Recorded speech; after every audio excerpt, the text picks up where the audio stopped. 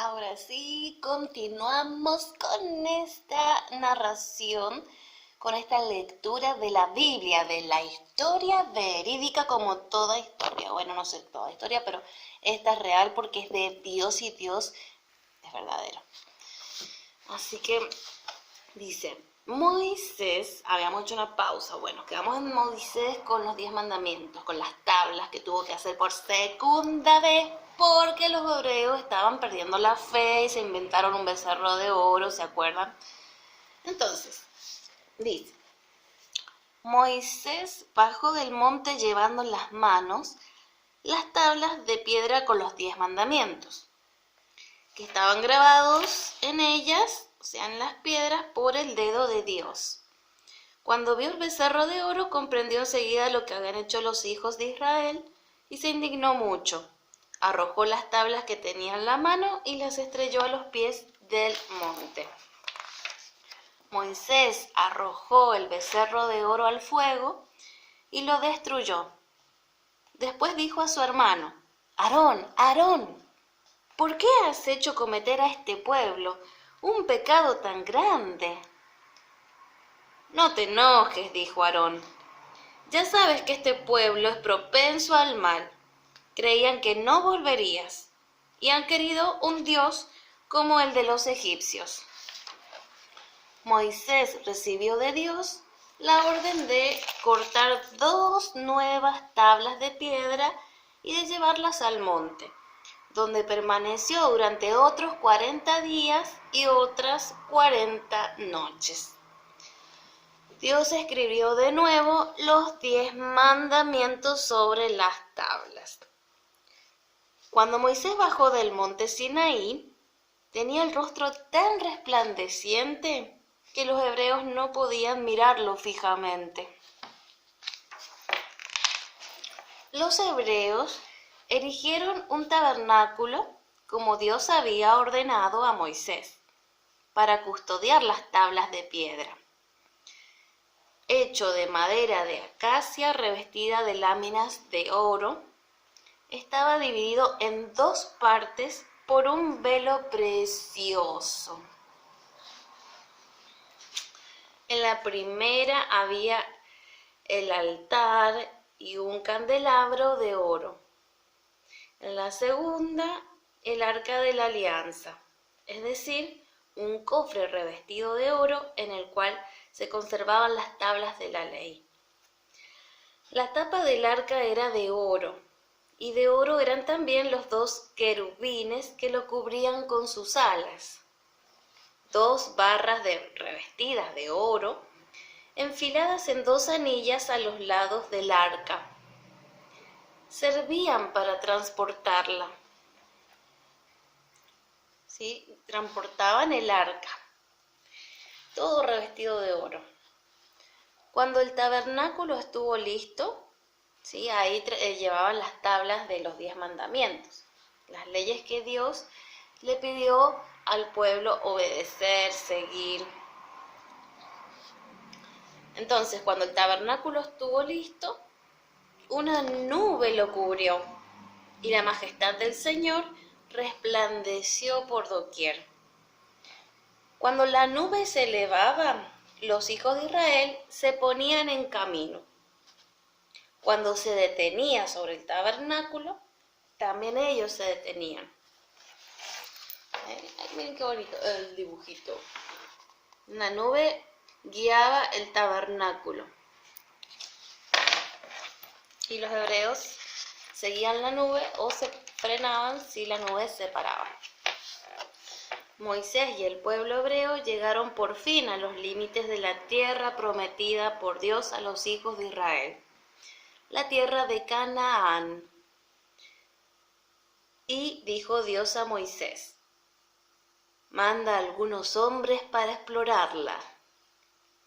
Moisés eligió a 12 hombres, uno por cada tribu, y los envió para que explorasen la región y viesen qué hombres la habitaban, si eran fuertes o débiles, muchos o pocos, y si la tierra era fértil o árida. y les ordenó que trajesen los frutos de aquella tierra. Esta parte creo que ya se las leí.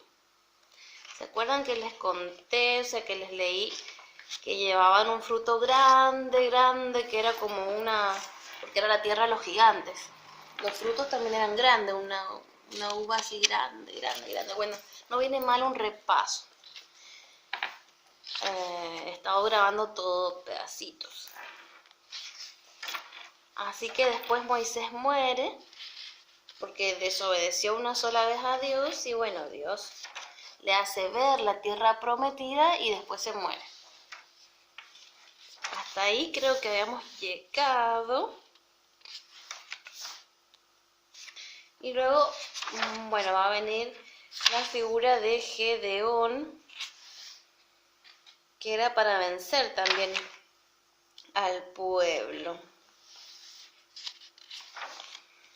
El Señor dijo a Gedeón lo que debía hacer para vencer y dividió a los 300 hombres en 3 filas. Dio a cada uno trompetas y ánforas vacías y antorchas en las ánforas. ¿Se acuerdan que venció Gedeón con ayuda de Dios, 300 hombres? Y llevaban antorchas, trompetas. Y el pueblo entonces, contrario, salió despavorido. Tenía miedo a esos 300 hombres que llevaban trompetas, antorchas. Sin saber quiénes eran, salieron corriendo y así vencieron. Así ganó Gedeón con ayuda de Dios. ¿Sí? El pueblo guiado por Dios.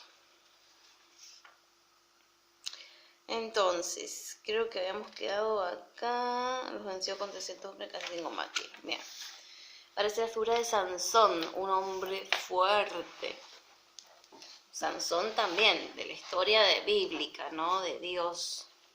Dice, durante breve espacio de tiempo los israelitas vivieron en paz, pero después desobedecieron de nuevo la ley de Dios y el Señor los castigó abandonándolos durante 40 años en manos de los filisteos.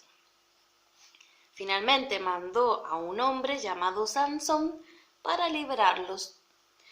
Sansón tenía una fuerza prodigiosa y una vez mató a un león con las manos. ¿Se imaginan? Como si se tratase de un cabrito. Los filisteos le temían y querían descubrir el secreto de su fuerza para podérsela arrebatar. Sansón quería mucho a una mujer filistea que se llamaba Dalila. Los príncipes de los filisteos fueron a su casa y le prometieron 1100 monedas de plata cada uno si conseguía descubrir el secreto de la fuerza de Sansón. Dalila, la pareja de Sansón, no le quería decir cuál era el secreto de la fuerza de Sansón, por supuesto que no. Y le rogó varias veces a Sansón que se la descubriese. A ver si le decía para poder recibir ese dinero que los otros le habían coimeado. Al final le dijo, o sea, Sansón le dijo a Dalila, mi fuerza reside en los cabellos. Si me los cortase sería como los demás hombres. ¿Se imaginan que tenía mucha fuerza gracias al cabello largo de Sansón? Si le cortaban el pelo a Sansón, perdía la fuerza. Los príncipes de los filisteos llevaron a Dalila el dinero prometido, y mientras Sansón dormía, la mujer le hizo cortar los cabellos. La mujer estaba medio fallando por la tentación del dinero. Luego los filisteos lo cogieron, le sacaron los ojos y lo condujeron a Gaza cargado de cadenas. Vaya, qué bravo. Lo encerraron en la cárcel y lo obligaron a dar vueltas a la noria de un molino. Pero los filisteos no pensaban que a Sansón le crecerían de nuevo los cabellos. Un día, mientras se celebraba un gran banquete, lo hicieron venir y lo obligaron a bailar en público. Cuando hubo bailado, Sansón descansó en medio de 2 columnas y rogó al Señor que le devolviese la fuerza. Después aferró con las manos las 2 columnas, así, las 2 columnas, las agarró así fuerte y gritó: «Hazme morir juntamente con los filisteos». Y el palacio se desplomó sobre ellos. O sea, derrumbó el palacio, derrumbó las columnas, volvió a recuperar la fuerza Sansón. Los israelitas combatieron durante mucho tiempo contra los filisteos, cuando olvidaban los beneficios del Señor y adoraban a los falsos dioses. Eran vencidos por sus enemigos. ¿Sí?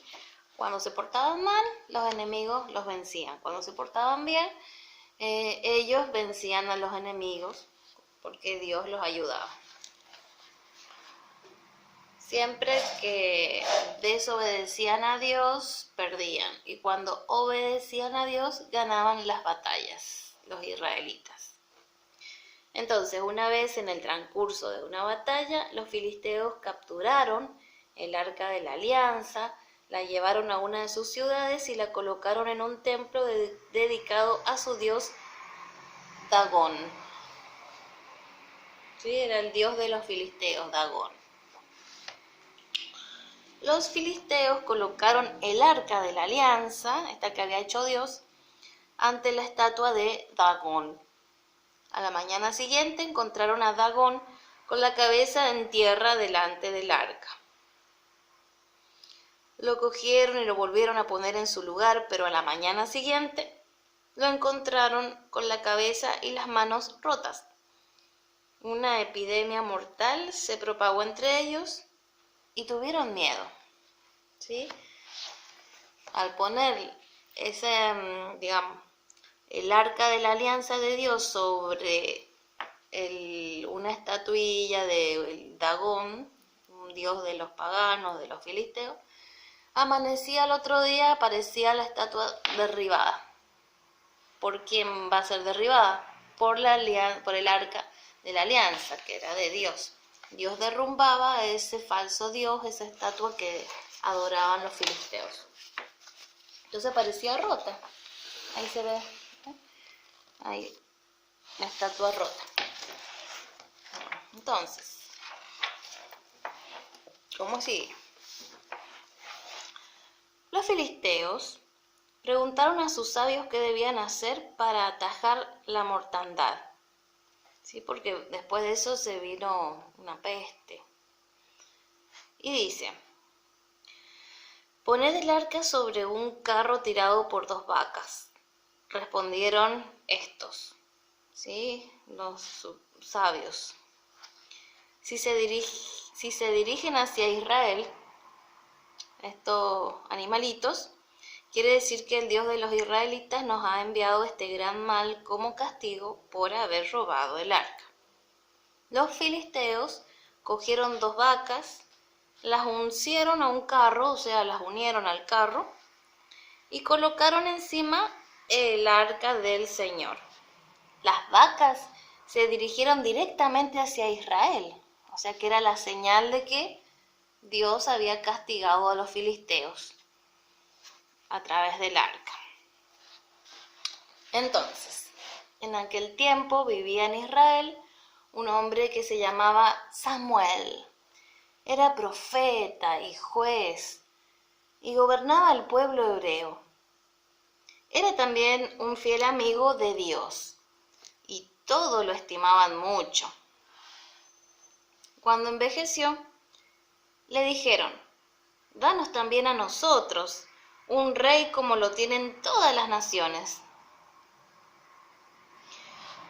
Samuel rogó al Señor y el Señor le dijo: «Desde que los he sacado de Egipto, siempre me han abandonado para servir a dioses extranjeros. Tendrán un rey, pero han de saber que tendrán que pagarle los impuestos y servirle. Samuel se lo dijo al pueblo, pero el pueblo no se convenció y quiso un rey. Siempre el pueblo poniendo peros y quejas ante lo que Dios hacía y decía. Bueno, Dios tenía mucha paciencia, siempre la tiene. Porque como solo perfecto Dios es Él, pero también dice, bueno, muchacho, muchacha, obedezcan, tampoco se les pide tanto, dice Dios. En fin. El Señor dijo a Samuel que ungiese rey a un hombre de la tribu de Benjamín, llamado Saúl. Al principio Saúl fue fiel a Dios y consiguió muchas victorias sobre los enemigos. Luego desobedeció y el Señor se arrepintió de haberlo hecho rey. Y dijo a Samuel: ve a casa de un hombre llamado Isaí, de la tribu de Judá, que vive en Belén, y unge rey a uno de sus hijos. Samuel fue a casa de Isaí, vio a 7 de sus hijos, pero no encontró entre estos al elegido del Señor. Samuel preguntó a Isaí: ¿son estos todos tus hijos? Tengo otro, dice, el más joven, respondió Isaí. Está en el campo, apacentando las ovejas. Llámalo, dijo Samuel. Isaí hizo venir a David, el hijo menor, que estaba con las ovejitas. Era pelirrojo y de hermoso aspecto. Apenas entró, Samuel oyó al Señor que le decía: levántate y úngelo,